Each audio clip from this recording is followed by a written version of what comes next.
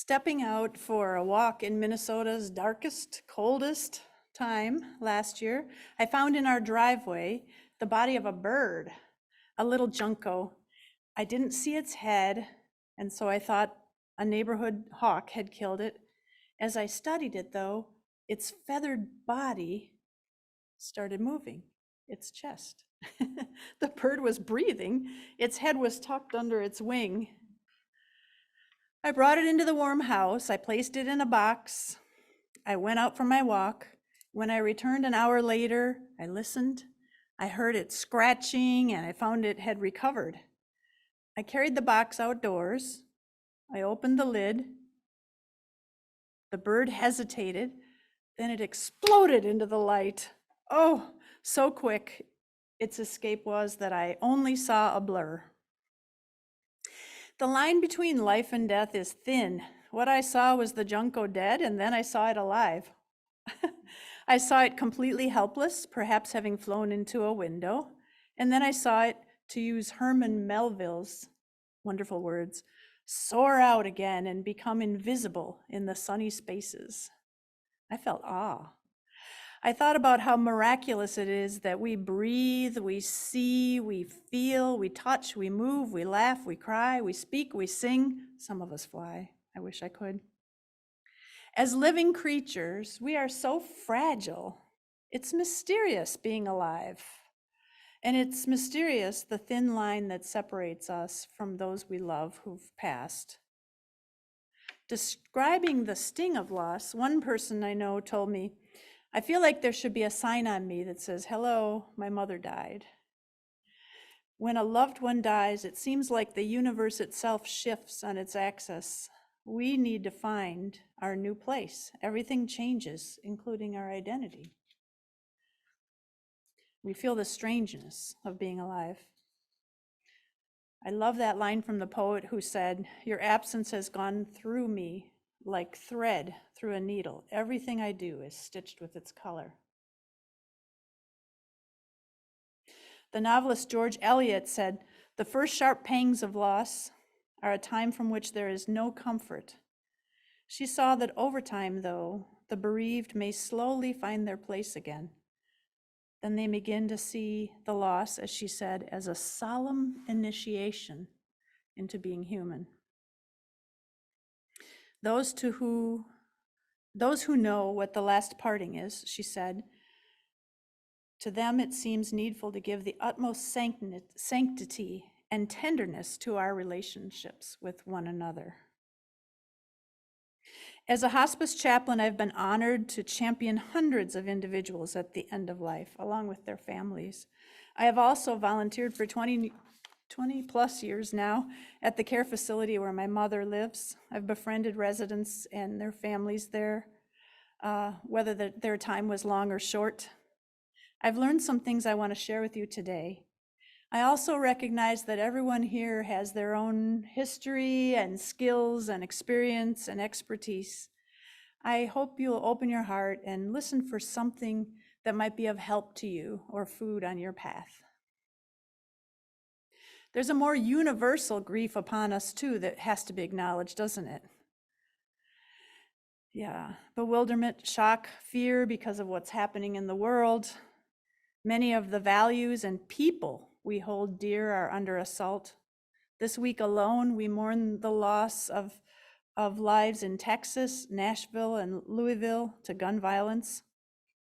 The vicious cultural and legislative attacks on our trans kin, white supremacy, hateful policies and actions impacting people of color and people on the margins, threats to human rights, including physical autonomy and choice. It's a long list, isn't it? The wars, Sudan, Ukraine. We fear for our planet and for the bonds between us. My hope is that we can become experts in the act of grieving, and I'll explain more about that. Because I think that by doing so, we honor our own loss, and we also can bring that experience and what we learn and what becomes in us to other griefs in the social sphere. It's my hope we'll help our communities be sensitive, respectful, emotionally intelligent, courageous, and growth-oriented. I'm talking today about the death of loved ones, but I ask you to consider as you listen how this way of grieving, healthy grief, a healthy relationship to grief, might help us as people who seek justice, help us in that long haul, in that larger grief. There's no denying grief. You can't avoid it, minimize it, throw yourself into distractions for long. Neither does focusing only on the good help, such as when someone's relieved that a person has passed out of their suffering, or that they feel they've gone on to a greater joy, or they're ready to be reincarnated. All of that is good. There's joy. Just as our joy is known in our lives by our laughter, our smiling, and our energy, the way we move, so too with grief. It finds its way out. Joy is real, and so is grief. To use a phrase coined by a grief specialist I admire, her name is Janice Nadeau, Nadeaux. There's no grief Olympics. There's no gold medal for one kind of grief over another, or for levels of grief or trauma. Grief is not a pathology also, but a natural process. Nadeau says, I love this, loss is the wound, grief is the path toward it. Loss is the wound, grief is the path toward healing, toward healing. I don't think it's a straight path, though. I think of it more as a squashed spiral. There's the terrible wound in the middle, and at first you're just around it. You can't, nothing else. You can think about nothing else. And then you might go away, and then you revisit again, slow. You might think, oh, I'm doing pretty well here, aren't I? And then boom, you're right in proximity. And it feels like you're in exactly the same place, but really you've maybe, if you're lucky, moved out an infinitesimal bit, right? Just a bit. So spiral doesn't stay in the same place, does it? It moves. And through our whole life, we will keep spiraling around our loss. But hopefully we are moving into new ways of meaning.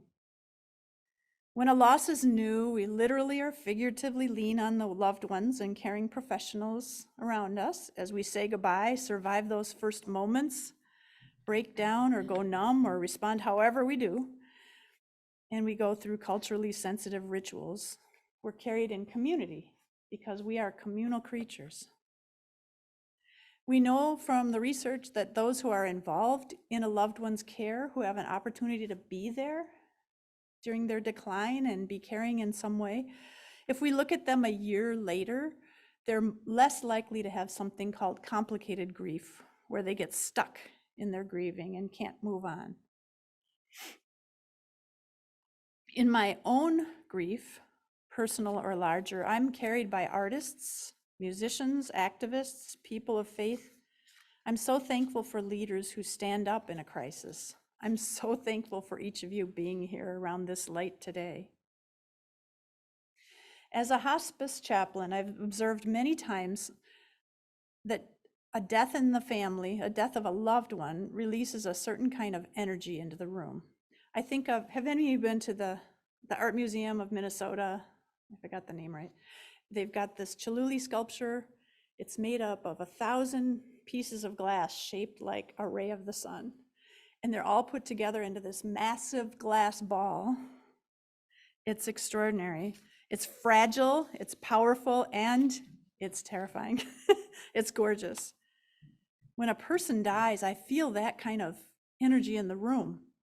And I think it can be destructive or painfully creative.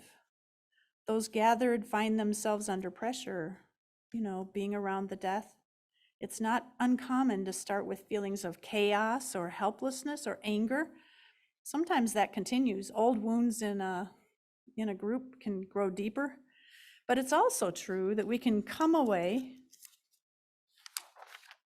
from a death saying, I feel like a different person. I never knew it could be that way. I didn't expect beauty. When, and if it's not and it's not if, but when you experience the loss of a loved one, as hard as it is, watch for that energy. Know that among all of the pain, there's something else too. That ball of energy can forge something new in you and in the dying person and loved ones who are gathered. And when and if is not the case, but when we encounter more pain and turmoil in our public life, watch for that energy. What will we do with it? Will that energy be destructive, or can we choose, as painful as it is, to be influenced by it, to go with it, to be forged into something new? Does that make sense? There's not a right way to grieve. The most common question I hear from those who are bereaved is, am I normal? Why am I crying? Why can't I get over this? Why can't I stop thinking about all the details about what happened? Or why don't I feel anything? When am I going to break down? Am I losing it? There's no end to the ways that we can shame ourselves or torture ourselves, is there? We're quite adept at that. But let's try something new.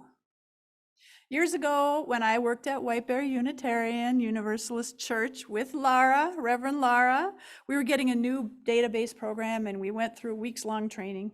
It was very intense.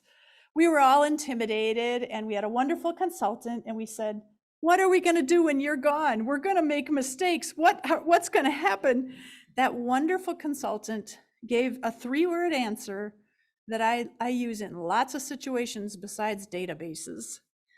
It was a good response to so many areas of life and its worries. Grace and mercy, she said. Grace and mercy. We should, each of us, pour a metaphorical or real glass of water every day and just keep it on the counter for those moments when we have shame or doubt or self-disgust or whatever, and just pour it on our heads and say, grace and mercy. I'm only human. I'm doing the best I can.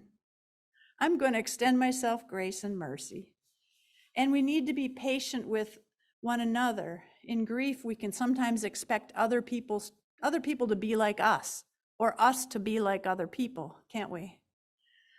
So we need to extend that grace and mercy. Often when I'm with a person who's dying, I will ask them, are you afraid? And I have to say that most often they say no. They say no. I might ask them then, are you curious? And I'll tell you, in more than a few cases, there's been this hesitation and then a big smile and then the word yes. Sometimes this has been on the actual day that they've died. People have done this. We may talk then about what do they hope for, or what's it like for them? What are they experiencing? Staying curious, noticing what this is like, what it's like to be alive, even right here, right now, today. This is a wonderful spiritual practice, isn't it? If ever you feel like you could be something else or do something else than what you do naturally, try the gentler act of being curious.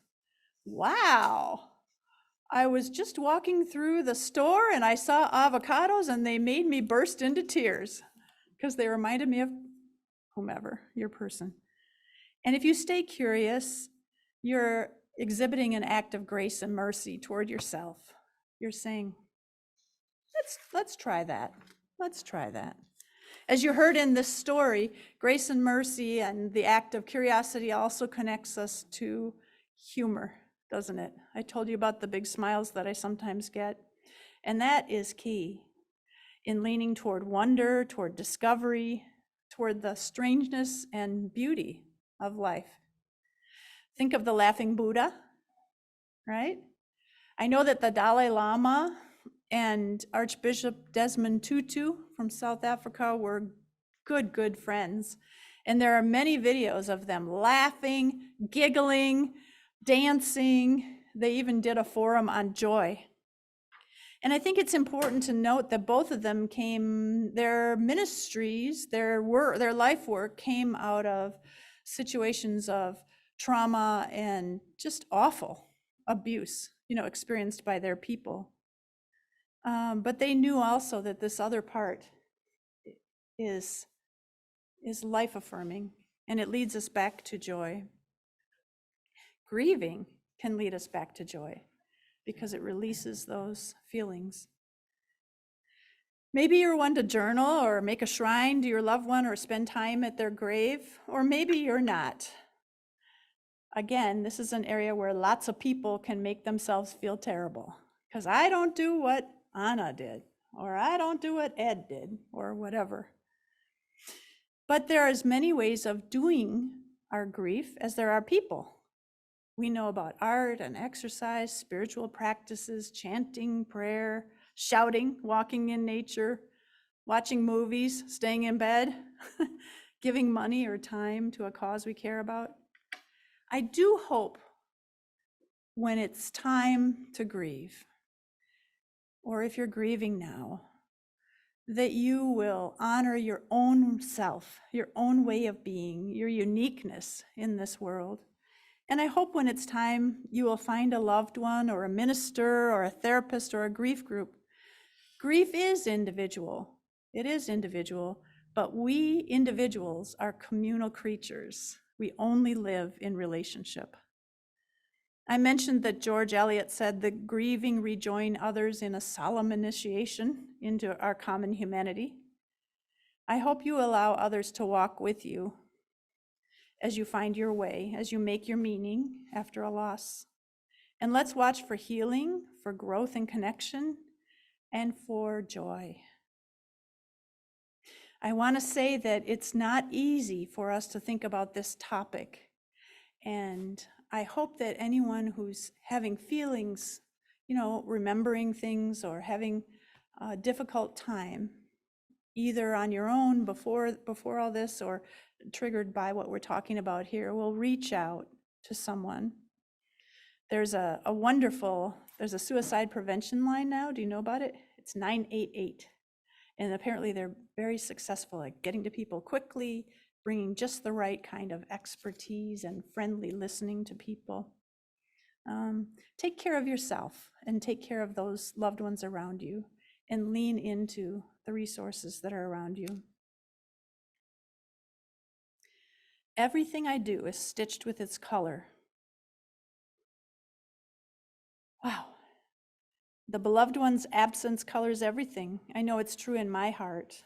We're all colored by grief, as we're colored by love and by the ties between us. I want to speak a blessing for you. It's a blessing of grace and mercy.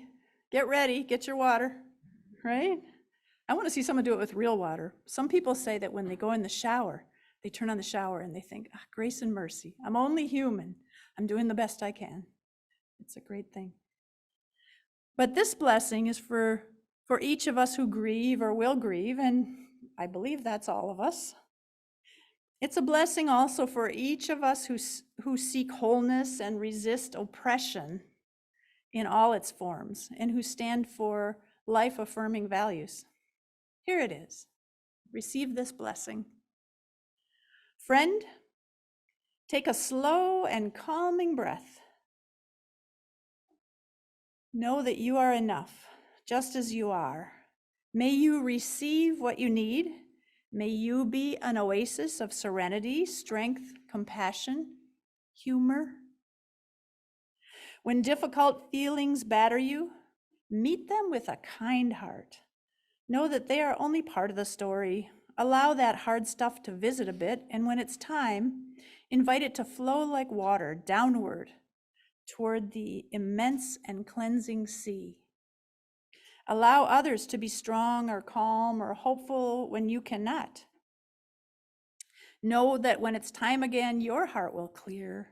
When it's time, you will take your turn, being serenity, strength, compassion, humor. In all things, may we be kind. May compassion, including self-compassion, guide our hearts and minds and every single action. May it be so.